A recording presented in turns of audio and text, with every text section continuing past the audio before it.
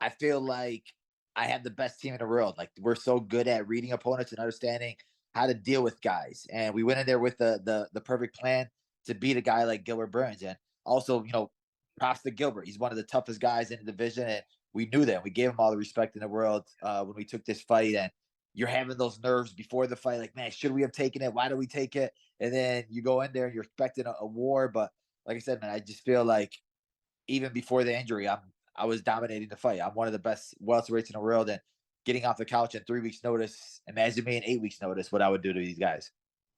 Yeah, how much doubt did you actually have, Bilal? And I know obviously something that you really can't talk about before the fight because you can't let people know, but I'm sure in your mind there had to have been some doubt. He's obviously dangerous. You didn't have much time to prepare. Was there a lot of doubt leading up to the fight that maybe you didn't make the right decision? Yeah, you always go through your head because you always have those thoughts, especially when you're Yeah. by yourself or you're sitting in your bed and you're like, bro, this guy, he has knockout power, he has crazy submissions, he's got heart, he knows he's gonna go to war, he's not afraid, he's not gonna break. And then you're thinking to yourself, bro, why did I take this? I didn't need to take this fight. I could have had a full 8 week camp. I could have been healthier. I could have, dieted the proper way. And I'm going back and forth with everything. And then by the time I got to like 2 days before the fight, I'm like, bro, whatever happens, happens, bro. We're here now. It's time to go to war. I got to get all those negative thoughts out of my head. Usually, I go on a big family dinner before the fight, and this time I was like, you know what? I'm just gonna stay inside, eat with my team, and just do my own thing. So I don't want to be out there in public. They don't want to have any negative energy coming Yeah. toward me. I'm like, war zone. I got to get in that mindset right now and have 100% full focus for 25 minutes. And there's no way I was gonna lose. Did you learn anything about yourself taking on this challenge that you didn't know before?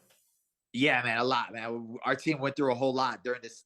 It was 3 weeks, but man, it felt like it was 3 months because, dude, there's some crazy stuff that happened in the camp, but it just showed me that the team that I have around me, the guys and the support that are with me, are really with me, and to know that they'll drop everything just to have my back no matter what. And for me, it's like if I could do this in 3 weeks, I know I could tell myself I could beat anybody in the world in 8 weeks. And I trained with Gilbert. I respect Gilbert so much, and to know that I could go out there and come out unscathed like that, it's like I'm not even coming at to the point of being the welterweight champion of the world. I'm coming to that point of being one of the best welterweights to ever do it with my resume now, even before touching the title. There was obviously a lot made about whether or not you were injured and, was the ankle messed up? Now that the fight's over and you've won, how were you physically? Were you hurting there, Bilal? And what was your status Saturday night? I mean, before the fight, we had some injuries. Like we messed up our foot, messed up our ankle. But like in the fight, once the adrenaline goes, you don't feel anything. But like I said, it's like one of those things where you're always going into fights with injuries. I tell guys that's why I like to fight because like you never know. It's so easy to get injured training. It's so easy because the only way to train for a fight is to actually fight in the practice room. So that's why there's so many guys that will sit there and be injured. And people are like, oh, how did this guy get injured? Or why does this guy want to take that much time off after a fight? He didn't get hurt in the fight. But it's like the training camps where the injuries come from, the training camps where your body gets broken down.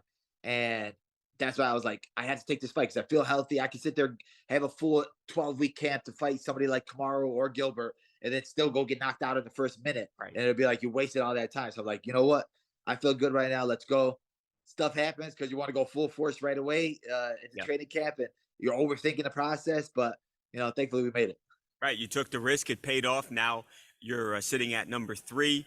Obviously, Dana White has said, it's going to be Leon and Colby, but then presumably you're next. Um, are you content waiting, Bilal, or is there anything out there that could tempt you to fight before you fight the winner of Colby and Leon? Or is that what you're going to do? You're going to wait and you're going to fight for that belt? Yeah, I'm gonna wait because, like I said, I've done everything I could do, and I have 5 ranked wins now. So it's like, what else is there to do? There's nothing else, and it's like for me, I'm always training, I'm always getting better, and I'm always like trying to show a new version of myself. So it's only gonna be worse for these guys the longer I wait, the longer because I know that I'm next, so I know that I have a guarantee.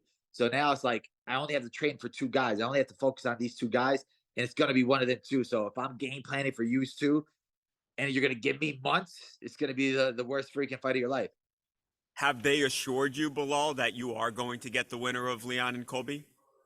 Yeah, for sure. I saw Dana in the back. He said, "Yep, you got it, man. You earned it. You got your spot now." And when you hear it from the boss's mouth, that's all I need to hear, right? That's Yeah. like freaking the rain, the what's called pot of gold at the end of the rainbow. You're like, Right, we right. got it finally. Right. Finally, a lot of people would argue that you've deserved it for a while now, but I guess better late than never. Uh, what do you do anything different, Bilal? I know you've obviously spent time training with Habib in the past, and I know how much you've spoken about that and how useful it's been to you. Do you have anything planned for what is going to be the biggest fight of your life? Actually, they're coming down to America. They're going to be in California in May, Oh, so I was like planning to come down and train with them in May, before this fight was even booked. And now that I came out of this fight unscathed, I'm gonna go down there and train with those guys, nice. get some work in with them, and yeah, especially if it's gonna be a while anyway. I'm a guy who likes to move around anyway and learn from different coaches. And like even Henry Hooft and the guys at Sanford, like I like to train down there with those guys. Yeah. I talked to Henry Hooft after the fight. I'm like, bro, let's not fight anymore, man. Let's train together. So yeah, hopefully we'll get some work in with those guys because I'd rather get as much knowledge as possible from any of these guys. And I'm not one of those guys that like to, man, I hope they don't see this secret side of me or they'll know that I'm weak here or weak there. I'm like, I'd rather learn from these guys and fight You mean you're not going to go like Patty Pimlet and put on like 50 pounds in the break here? them. Yeah, exactly. I'm like, bro, that's why I tell guys. That's why I be coaching my younger fighters. I tell them you have to stay ready at any moment because Yeah, you never know when your moment's going to be. great And for point. this was my biggest moment of my career. And if I tell these guys all the time, be ready, and I go out Right, there and I can't do it, then now I showed them now, like, now they're going to know, like, all right, he is right. We have to be right. ready. Yeah, you walk the walk. Last thing, Bilal, have they indicated to you when Leon and Colby are going to fight, and then when the turnaround would be? And obviously, injuries and all that could play a part here. But have they indicated to you when you could fight for the title? Nothing yet. I mean, I'm still hoping and praying that since Leon wants to fight in Abu Dhabi and he wants to fight in October, that they'll just let me fight him because that makes the most sense in the world. There's nothing else there's not a bigger fight they can make in Abu Dhabi than me Yeah. fighting for the belt in Abu Dhabi. So I think and I hope that they would want to do that and they realize that wait a minute, Kobe hasn't had a win in a year and a half, and his last win is against the number 12 guy, and he's 2-2, and this guy's on a 10 fight winning streak with 5 ranked wins. All right, you know what? All right, we'll give it to this guy.